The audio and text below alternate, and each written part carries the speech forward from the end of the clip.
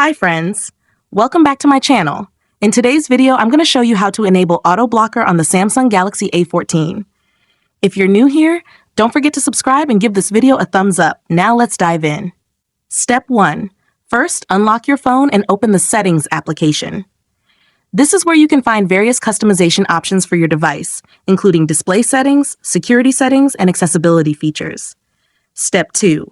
Now, locate the search icon in the top right corner and tap on it.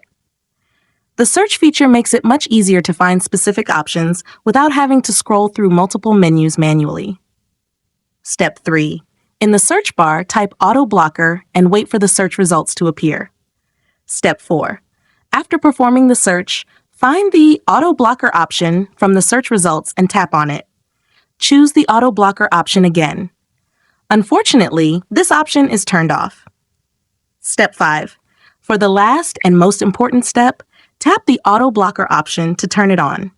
Your phone will automatically block potential threats and suspicious activities, keeping your device safe. If you found this tutorial helpful, don't forget to give it a thumbs up and subscribe to my channel for more great tips.